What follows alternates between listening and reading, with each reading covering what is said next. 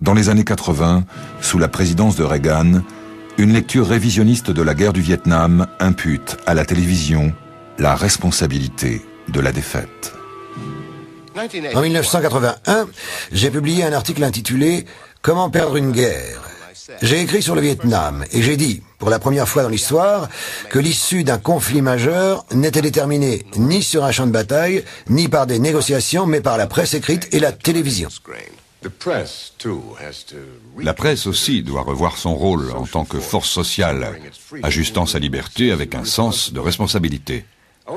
C'est seulement en affrontant ce défi que nous paierons entièrement nos dettes à ceux qui sont morts pour nous au Vietnam. Je suis Charles Toleston.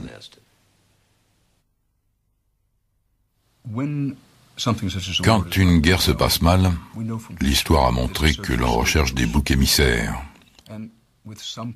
Et pour certaines personnes, y compris celles haut placées, le bouc émissaire de choix pour le Vietnam était la presse, et tout particulièrement la télévision. Ceci dit, les militaires américains eux-mêmes ont conclu, après une longue étude, que la défaite au Vietnam était due à un défaut de stratégie, et surtout à l'absence d'une bonne stratégie. Ce n'était pas la couverture de la presse ou de la télévision qui a causé la défaite au Vietnam. C'était la conclusion des militaires américains eux-mêmes. Concernant le Vietnam, l'inconscient collectif et l'opinion publique américaine furent extrêmement marqués par le retour chez lui du petit Johnny dans un cercueil enveloppé dans le drapeau américain. L'opinion publique américaine a réellement basculé à ce moment-là. Quand Jimmy, qui était un pilier de son équipe de foot ou de basket, est rentré chez lui sans jambes ou aveugle. Le Pentagone a dit jamais plus, nous ne donnerons aux journalistes et aux journalistes de télévision le même accès que ce qu'ils ont pu connaître au Vietnam. Nous avons connu Grenade, tempête du désert, le Nicaragua, et nous étions exclus de chacune de ces guerres. Je veux dire, nous étions à la porte, à tel point que lorsque des gens disaient qu'ils allaient affréter des avions pour Grenade, ils ont dit « Nous vous abattrons ». 8 ans après le Vietnam, l'Amérique repart en guerre dans les Caraïbes cette fois. Un coup d'État communiste a eu lieu dans la minuscule île de la Grenade et des Américains y seraient en danger. L'invasion est filmée exclusivement par les caméras de l'armée, car les journalistes ont été interdits de séjour sur l'île. 27 octobre 1983. Vous êtes sur ABC. Voici les nouvelles du soir avec Peter Jennings en direct ce soir de Washington. Bonsoir. Alors que les combats se poursuivent sur l'île de Grenade, ici à Washington, l'administration affirme que les combats sont dans leur phase finale. Voici quelques-uns des prisonniers cubains que les forces américaines ont capturés. Toutes les images diffusées sur les chaînes de télévision pendant cette guerre de 4 jours sont fabriquées par l'armée américaine. Les sources militaires américaines disent qu'ils étaient stupéfaits par la teneur et la force de la présence militaire cubaine qu'ils ont rencontrée à la Grenade.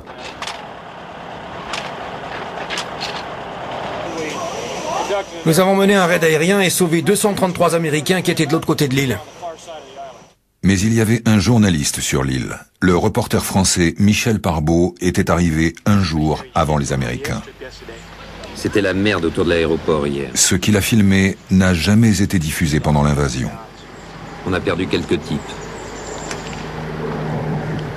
C'est le bordel. La population civile a l'air de nous vouloir ici.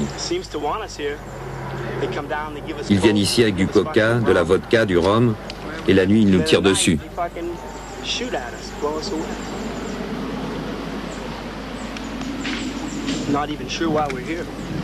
Je ne suis même pas sûr de savoir pourquoi on est là. Merde.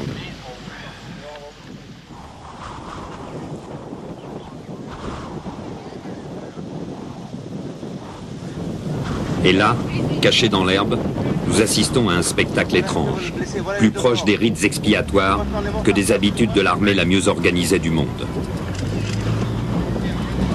Pendant ce temps-là, d'autres rangers continuent leur progression. Ils sont passés près de moi sans s'étonner de ma présence, bien que le Pentagone n'ait pas encore permis officiellement l'arrivée des journalistes. Dans la machine de guerre américaine, la communication n'a pas l'air de circuler toujours parfaitement. Quand il est enfin diffusé, le reportage de Parbo met en évidence les mensonges de la version du Pentagone, prise pour argent comptant par toutes les télévisions.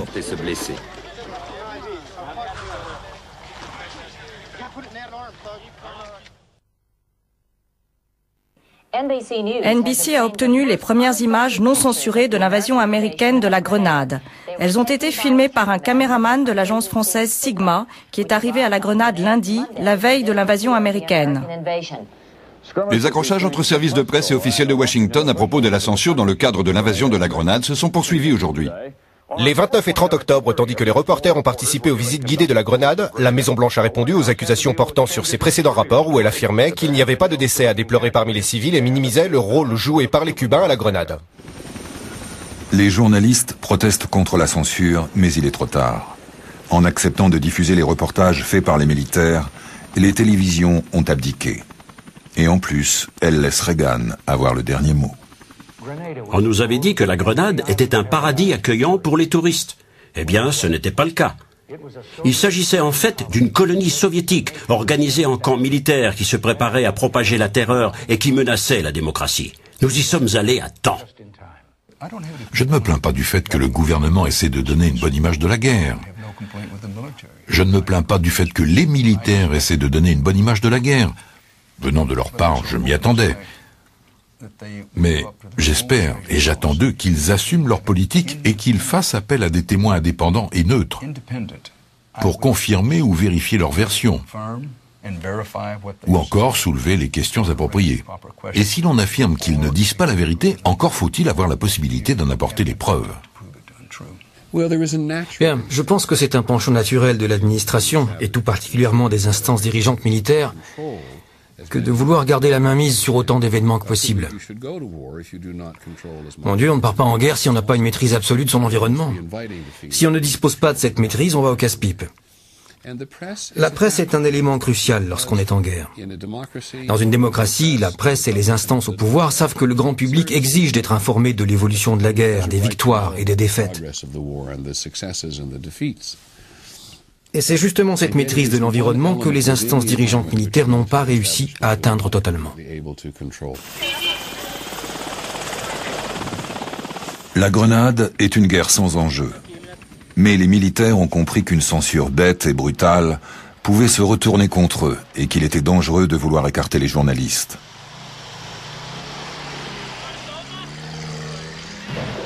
Le Pentagone a alors inventé un nouveau concept. Le pool.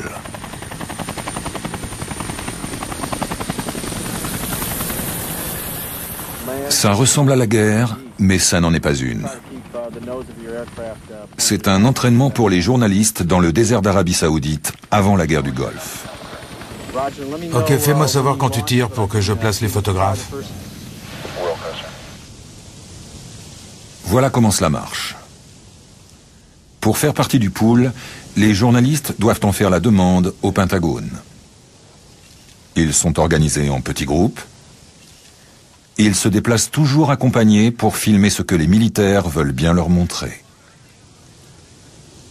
La grande équipe des relations publiques de l'armée contrôle tout. Aucun journaliste ne peut choisir un autre sujet que le thème imposé. Toutes les images sont mises en commun. C'est ainsi que les mêmes séquences se retrouvent sur toutes les télévisions du monde entier. Vous savez, tout le monde essaie de travailler le mieux possible pour que les règles de base soient respectées. Que personne ne dise quelque chose qui embarrasserait l'Amérique ou leurs unités. Ce n'est en aucun cas pour que le flot d'informations vers le public ou les médias soit stoppé. Il s'agit juste de gens essayant de faire leur travail. Mais si l'armée a fait son boulot, les journalistes pouvaient-ils faire le leur ? Si vous commencez à préparer l'offensive, est-ce que les civils sont censés rester sur le terrain avec vous? Selon ceux à qui j'ai parlé, eh bien... Attends une minute, tu vas en parler? Viens par ici. Je reste là. Ce que je veux dire, C'est que si vous nous interrompez pendant une interview parce que la question vous déplaît... Je ne connaissais pas votre question. Voilà ce que j'essaie simplement de vous dire. J'essaie de vous dire que je ne sais pas ce qui me déplaît dans votre question. Je dis juste que vous êtes en train de spéculer. Normalement, nous ne spéculons pas sur les choses que nous ne connaissons pas vraiment. Nous n'avons donc pas de réponse à votre question.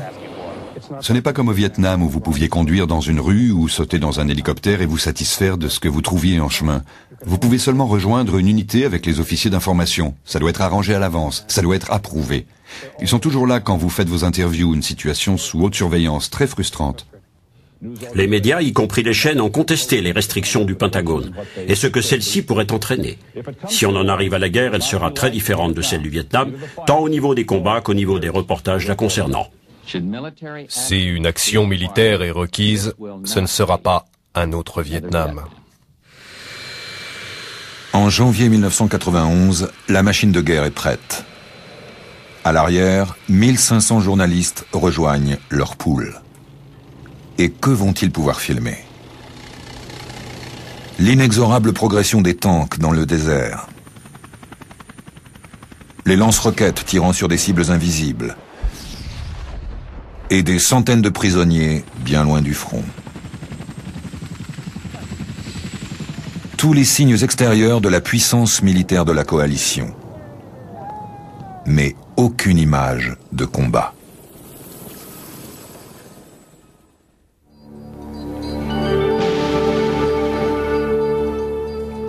Les premières bombes tombent sur Bagdad le 16 janvier.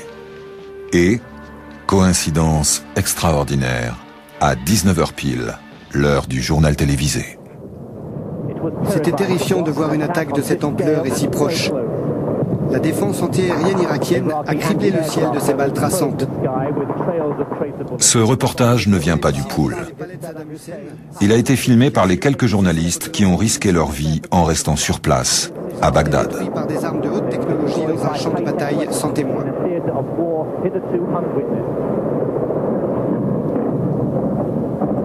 I do not know the extent of Iraqi casualties. The bombs and missiles. Rembobinez tout. Nous allons essayer de rembobiner cette bande, les images de guerre les plus marquantes et que nous n'avons jamais vues jusqu'à ce soir.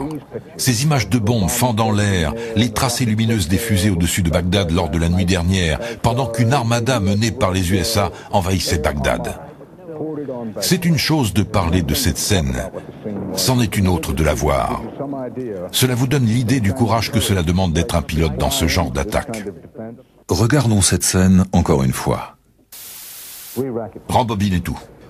Nous allons essayer de rembobiner cette...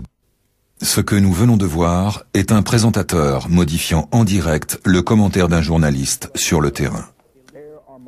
Le témoin oculaire a été réduit au silence.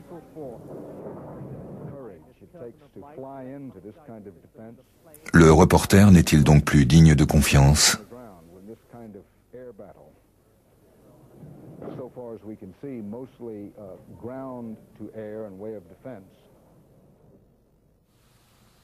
Les images du bombardement étaient là. La télévision faisait ce qu'elle sait faire le mieux. Elle vous y transportait. Vous entendiez et vous voyiez par vous-même. Cette nuit-là, l'Irak tire plusieurs scuds sur l'Israël et l'Arabie Saoudite. Sans reporter sur le terrain, comment la télévision américaine va-t-elle rendre compte de cet événement? Voici les titres. Israël a été frappé par des tirs de missiles Scud irakiens.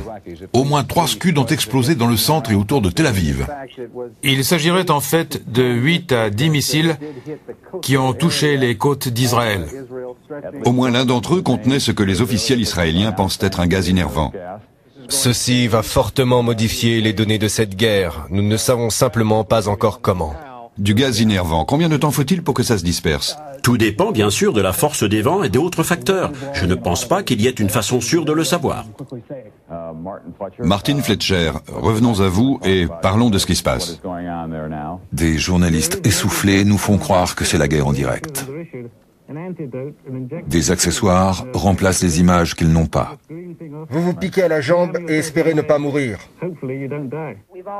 Nous avons tous reçu de la part de nos chaînes des masques à gaz que vous avez déjà vus. En fait, ils brodent sur des informations non vérifiées. En l'éventualité d'une attaque chimique, nous serons équipés pour aller dans la rue et la couvrir. Il y avait quelques citoyens dans les rues d'Israël qui ont été touchés. Combien, nous ne pouvons encore le dire.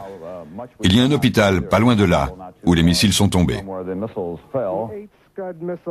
Il apparaîtrait que les 8 missiles Scud, les missiles balistiques qui ont frappé Israël, n'avaient pas de charge chimique ou innervante. Elles étaient équipées de têtes conventionnelles. Il n'y a pas eu d'attaque au gaz. Beaucoup de bruit pour rien. Mais y a-t-il eu démenti ou rétractation? Que non. Et quand les Scud ont menacé l'Arabie Saoudite, tout a recommencé. Une explosion dans la base aérienne près d'ici. Nous disons à nos gens de partir d'ici et de se mettre à l'abri, aussi vite que possible. Charles Djeko, rangez tout et partez. Que Dieu vous garde. Nous pensons partir maintenant. Ok, les gars, on arrête et on lève le camp. Pour être tout à fait clair à ce sujet, c'est à vous de décider si vous souhaitez rendre l'antenne.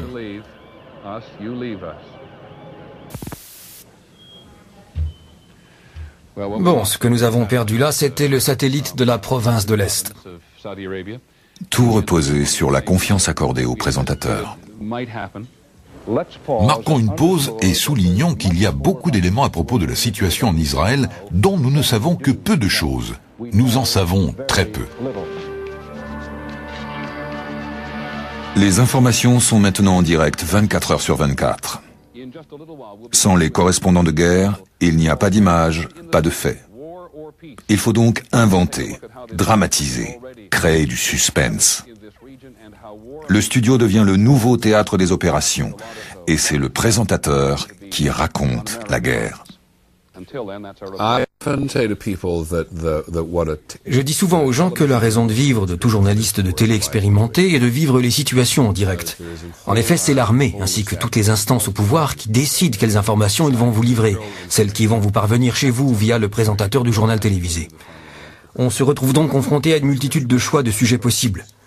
Que diffuser? Par où continuer? Quel sujet faut-il traiter? En tant que présentateur, vous vous retrouvez donc là, assis ou debout, comme on le voit parfois, et vous improvisez. C'est un peu comme peindre. On peint un tableau dont on ne sait pas à quoi il ressemblera une fois fini. Ce que vous savez, c'est que vous voulez qu'il ait une signification, qu'on puisse le comprendre. Vous ne voulez pas qu'il soit perçu comme totalement abstrait. Le présentateur est donc constamment contraint de faire des choix, d'opter plutôt pour ce commentaire que pour celui-là, pour cette information plutôt qu'une autre. Ce faisant, il doit veiller à obtenir l'information lui permettant de rebondir sur ce que quelqu'un a dit au cours des 10 dernières minutes. C'est formidablement excitant. Mais je sais, pour avoir parlé à des gens qui ont reçu des transmissions satellites de tous les correspondants, qu'un filtre était appliqué, que ce qui arrivait dans les rédactions n'était pas toujours ce qui avait été émis. Et dans de nombreux cas, particulièrement ceux en rapport avec les pertes humaines en Irak, tout était filtré. Et l'audience américaine n'a jamais eu un véritable aperçu de l'horreur de cette guerre. Mais il y a des images. Voici les nouvelles du Golfe où beaucoup d'Américains faisaient connaissance avec un nouveau vocabulaire, un lexique de termes militaires et toutes sortes d'armes. Jeff Weiser étudie une partie du matériel et son fonctionnement.